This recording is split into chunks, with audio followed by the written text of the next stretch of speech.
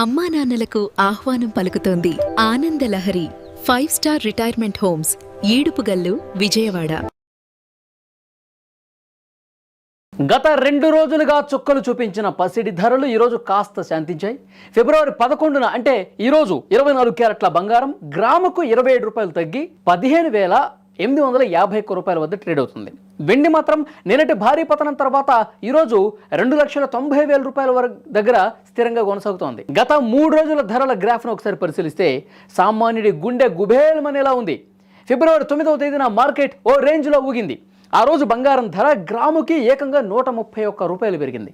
కానీ అసలైన ప్రకంపనలు వెండిలో కనిపించాయి. కేజీ వెండిపై ఏకంగా 15,000 రూపాయలు పెరిగి మార్కెట్ చరిత్రలోనే అరుదైన 3 లక్షల రూపాయల మైలురాయి తాకింది. ఆ సమయంలో ఇన్వెస్టర్లు పండగ చేసుకుంటే కొనుగోలుదారులు మాత్రం షాక్లో మునిగిపోయారు. ఇక ఆ సంతోషం ఎక్కువ కాలం నిలవలేదు.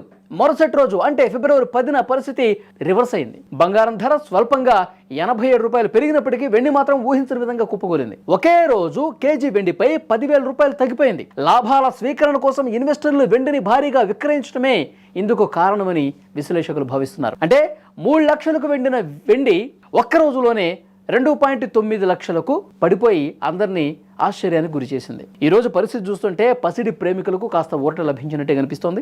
గడిచిన 2 రోజుల్లో నిరంతరం పెరిగిన బంగారం ధర ఈ రోజు 27 రూపాయలు తగ్గింది. 22 క్యారెట్ల బంగారం కూడా గ్రాముకు 25 రూపాయలు తగ్గి 14,530 రూపాయల వద్ద చేరింది. వెండి ధరలో ఈరోజు ఎలాంటి మార్పు లేదు. నిన్నటి తగ్గుదల తర్వాత అదే ధర వద్ద నిలకడగా ఉంది.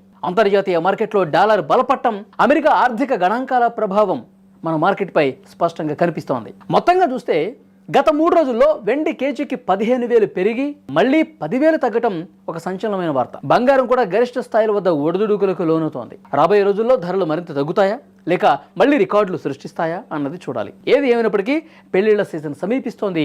ఈ నేపథ్యంలో ఈ స్వల్ప తగ్గుదల మధ్యతరగతి ప్రజలకు కాస్త ఉపశమనమే అని చెప్పాలి.